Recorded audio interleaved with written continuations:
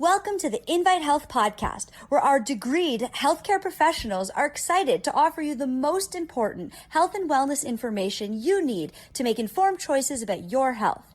You can learn more about the products discussed in each of these episodes and all that InVite Health has to offer at www.invitehealth.com/podcast. First-time customers can use promo code podcast at checkout for an additional 15% off your first purchase. Let's get started.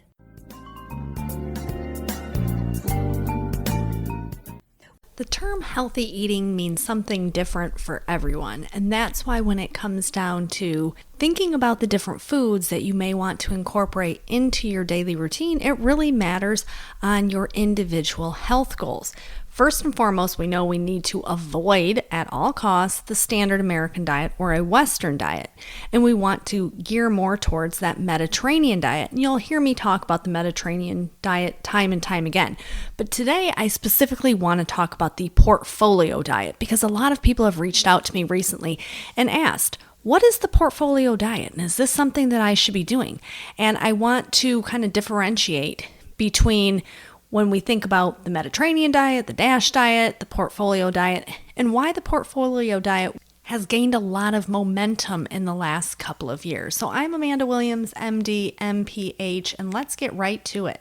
When we think about healthy eating, this is a common term that people kind of just toss around loosely. And I have people who will say to me, yeah, I eat real healthy. And then you really kind of break it down. And it's like, nah, I think you may be missing the point of what is technically healthy. So when we look at the Mediterranean diet, we know that the Mediterranean diet is going to incorporate higher fiber foods, high antioxidant foods coming from fruits and vegetables, having good healthy fats coming from seeds and nuts and healthy fatty fish. And it encompasses all of those different food groups. Now, there is a kind of spin-off to this, and this is called the portfolio diet, which is very much geared towards being predominantly plant-based. So not necessarily incorporating in perhaps as many of the things like the fish.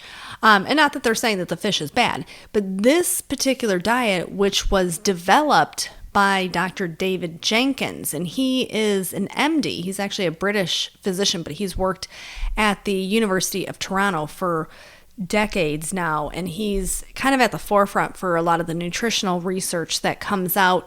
And he's actually the physician who created or developed the concept of the glycemic index, looking at the impact of how foods really are affecting your blood sugar levels. So, I mean, this was kind of like back when the glycemic index came out, it was like, wow, this is, huge information. But what we do know is that he has now kind of coined this term, the portfolio diet, where in particular, the diet is focusing in on 4 key ingredients. So it's looking at the different plant sterols. So this is going to incorporate in those high fiber foods, the tree nuts, soluble fibers, as well as soy protein. And it's not difficult, once again, to adhere to this. When we think about the Mediterranean diet, I always tell people it's not like you have to go move to the Mediterranean in order to eat this way. This is just eating whole foods, plant-based predominantly foods, incorporating in seeds and nuts, swapping out your potato chips for maybe a handful of walnuts or almonds. But the portfolio diet has really kind of gained a lot of notoriety in the last couple of years, in particular because a lot of places such as the Cleveland Clinic, for example, in their heart lab, they've really kind of gravitated towards this and looked at how incorporating in that soluble fiber a couple of times a day, how beneficial this actually can be. So this is coming from things like oatmeal and barley and beans, and having your blackberries and blueberries and all these things can really help to bolster up our fiber content. And then we look at those plant sterols, and the plant sterols themselves really do so much in terms of targeting cholesterol and the way that cholesterol is moving throughout the body. And then we have the soy protein, so including things such as tofu into the daily routine. And then having, roughly a handful of nuts every day. So looking at something like almonds or walnuts. So you look at this and you say, well, this sounds just like the Mediterranean diet. Well, it is. And the target for this is really to focus in on elevated cholesterol. For a lot of people who have problems with high cholesterol, they may not be doing the best job when it comes to their dietary changes. So I always just say, Mediterranean diet's pretty simple to follow. But the portfolio diet is basically, it's a plant-based diet that is going to incorporate all of those high fiber foods that help with the transportation of cholesterol, as well as bolstering up your antioxidant capacity as well, which helps to fend off the oxidative stress. And we certainly know that cholesterol is a problem in this country. Now, keep in mind that it's not the cholesterol generally itself, it's the inflammation that is left over and the damage done at that vascular level because of the cholesterol. So when we think about atherosclerosis or plaque buildup within the vessels, this is occurring because of that systemic inflammation that's occurring vascularly speaking. So having a diet such as the Mediterranean diet or the portfolio diet is a really nice way to definitely incorporate in good, healthy foods as they should be. And as I mentioned, this isn't something that's new. Dr. Jenkins, he has been, like I said, at the forefront of nutritional research in the Division of Endocrinology and Metabolism over there at University of Toronto for many years now. And he really does stay on top of the science when it comes to seeing how different foods affect the human body. And there was a study that was done through the Endocrinology Metabolism Journal just last year looking at the effects of the, as they called it, the portfolio Mediterranean diet on high cholesterol.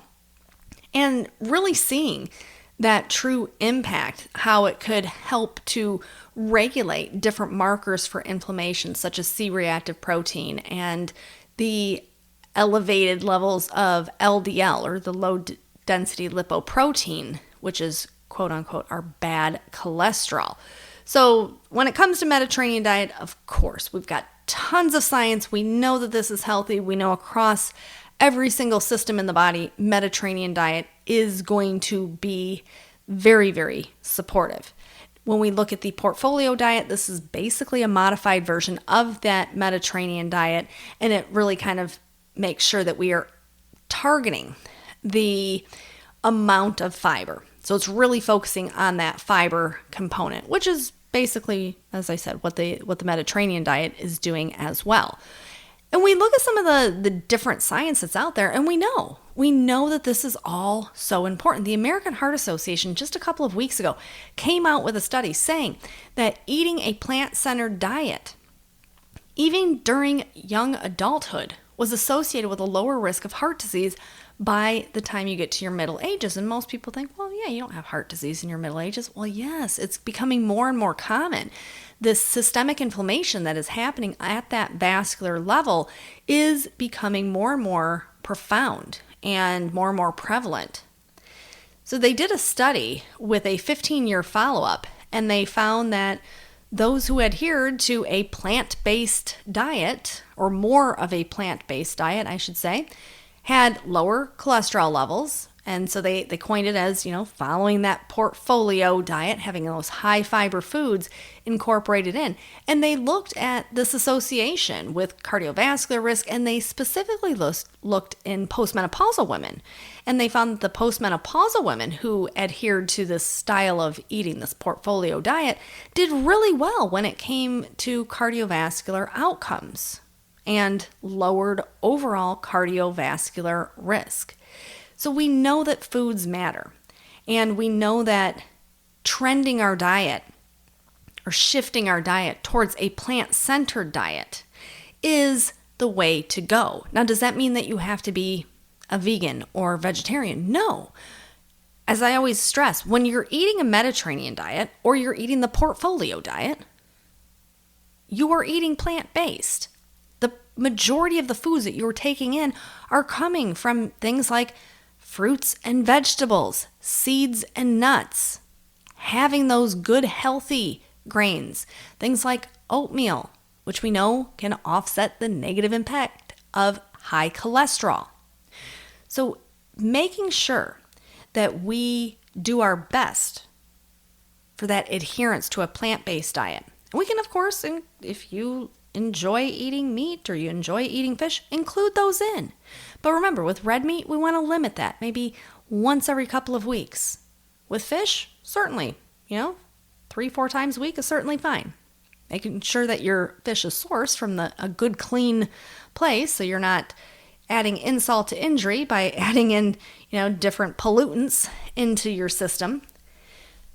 But the study that just came out, I think, is really important because it wasn't looking at just a single nutrient or a single food. It was looking at that plant-centered diet and the long-term impact of adhering to that plant-centered diet and how much improvement they saw when it came to overall cardiovascular health. So I just wanted to bring that to your attention today, and I want to thank you so much for tuning in to the InVite Health Podcast. Remember, you can find all of our episodes for free wherever you listen to podcasts or by visiting invitehealth.com/podcast. Now, do make sure that you subscribe and you leave us a review. You can follow us on Facebook, Twitter, and Instagram, and we will see you next time for another episode of the InVite Health Podcast.